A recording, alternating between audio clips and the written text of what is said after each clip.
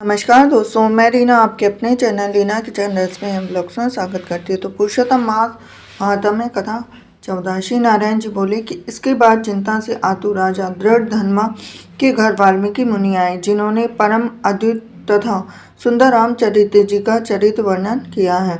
राजा दृढ़ धन्मा ने दूर से ही वाल्मीकि मुनि को आते हुए देखकर घबराहट के साथ जल्दी से उठकर भक्ति युक्त हो उनके चरणों में दंडवत प्रणाम किया। भली भांति पूजा कर उस आसन पर ऋषि को बैठाया और उनके चरणों को गोद में लेकर दोनों हाथों से धोया और उस चरणोदक को बड़े हर्ष के साथ सिर से धारण कर शुक्ल पक्ष की बात स्मरण करता हुआ राजा दृढ़ धन्मा ने मधुर वचन से ये कहा। दृढ़ धन्मा बोला कि हे भगवान, इस समय मैं कृत्य हूँ, भाग्यवान हूँ, मेरा जन्म सफल हुआ। हे प्रभु, आज मेरा मनोरथ पूर्ण हुआ है। आज आपके प्रत्यक्ष दर्शन से शास्त्रादिकों के यथार्थ अर्थ का ज्ञान सफल हुआ है। हे जगत के पावन करने वाले, आज मैं अपने भाग्य का क्या वर्णन करूं। श्री नारायण बोले कि इस तरह वाल्मीकि मुनि को कहकर वह राजा मौन हो गए और बाद में वाल्मीकि मुनि उस राजा को विनय युक्त देखकर बड़े प्रसन्न हुए और जनता को आनंदित करते हुए बोले। वाल्मीकि मुनि बोले कि हे नृपश्रेष्ठ, ठीक है, तुम में उक्त प्रकार की सब बातों का होना संभव है। हे राजन, तुम चिंता से आतुर क्यों हो? सो सब मन की बात कहो। ऐसा मालूम पड़ता है कि तुम्हारी कुछ कहने की इच्छा है, इसलिए हे महामते उसे कहो। राजा दृढ़ धन्वा बोला कि आपके चरण कमल की कृपा से हमेशा सुख है, परंतु हे विद्वान, हमारे हृदय में एक बड़ा संदेह है। वन में होने वाले शुक पक्षी के मुख से निकले हुए बाण के समान उस वचन को दूर करे।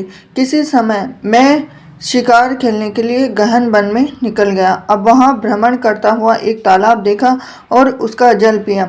बाद में थकावट दूर करने के लिए एक बड़े वटवृक्ष के नीचे बैठ गया और अत्यंत घनी तथा सुंदर छाया वाले और मन एवं नेत्र को आनंद देने वाले उस वृक्ष पर बैठे हुए सुंदर शुक पक्षी को देखा। जब उस शुक पक्षी पर हमारी दृष्टि गई, तब उसने हमारे सुख का सम्मुख होकर एक श्लोक पढ़ा कि इस पृथ्वी पर विद्यमान अतुल सुख को देखकर तू तत्व का चिंतन नहीं करता तो इस संसार के पार कैसे जाएगा। मैं इस प्रकार शुक पक्षी के वचन को सुनकर विस्मित हो गया। हे ब्राह्मण, मैं नहीं जानता कि उस शुक पक्षी ने क्या किया। इस हमारे हृदय के संदेह को आप दूर करने के योग्य हैं। हमारा राज्य सुख तथा सुंदर चार पुत्र, सुंदर पतिव्रता स्त्री, हाथी, घोड़ा, रथ, सेना।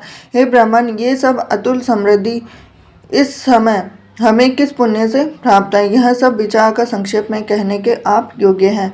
राजा दृढ़ धन्वा के वचन को वाल्मीकि मुनि सुनकर प्राणायाम कर एक मुहूर्त तक ध्यान में मग्न हो हाथ में रखे हुए आंवला के फल के समान विश्व संसार के भूत भविष्य जो वर्तमान विषय है उनको हृदय में समाधि के बल से जानकर और निश्चय कर राजा से बोले। वाल्मीकि मुनि बोले कि हे राजाओं में श्रेष्ठ, अपने पूर्व जन्म का चरित्र तुम सुनो।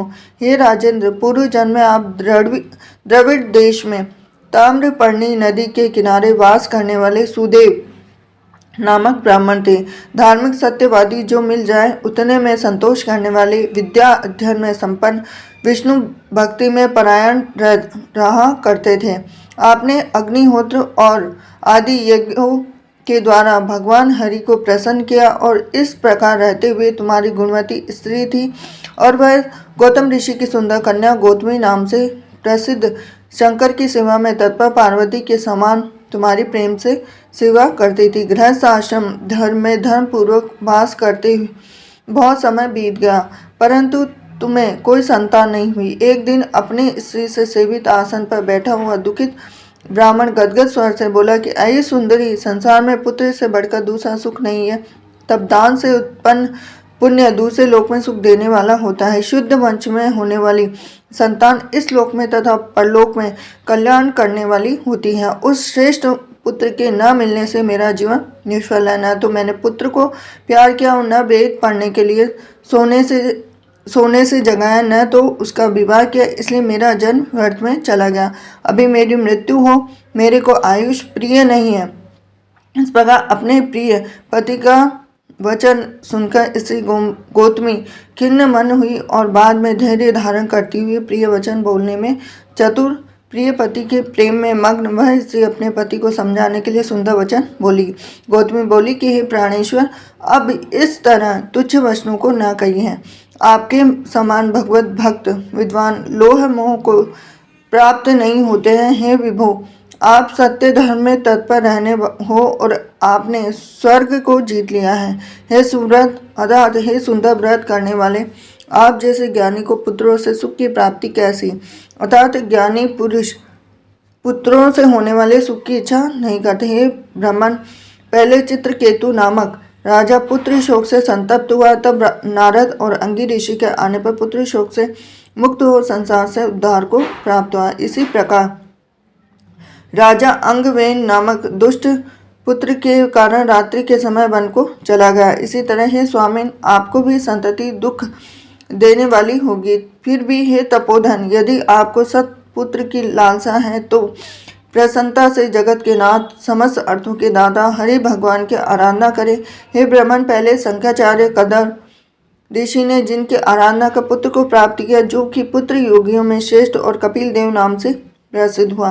ब्राह्मण श्रेष्ठ इस प्रकार अपनी धर्म पत्नी के वचन सुनकर निश्चय कर उस अपनी गौतमी स्त्री के साथ ताम्रपर्णी नदी के तट पर गया। वहां जाकर उस पवित्र तिथि में स्नान कर अत्यंत श्रेष्ठ तप करता भया 5 दिन के बाद सूखे पत्ते और जल का आहार करता हुआ और इस प्रकार तप करते हुए तपोनिधि देव ब्राह्मण को 4000 वर्ष व्यतीत हो गए। हे ब्राह्मण, उसके इस तपस्या से तीनों लोग कांप उठे। भक्तवत्सल भगवान उस सुखदेव ब्राह्मण के अत्यंत उग्र तपस्या को देखकर जल्दी से गरुड़ पर सवार होकर प्रकट हुए। श्री नारायण बोले कि नवीन मेघ के समान जगत की रक्षा करने में समर्थ 4 भुजा वाले प्रसन्न मुख मुरारी को देखकर सुदेव शर्मा ब्राह्मण हर्ष के साथ मुकुंद भगवान को साष्टांग प्रणाम करता हुआ बोला। इति बृहदीय पुराणे पुरुषोत्तम महाभारते चतुर्थो अध्याय। हर्षन्नम।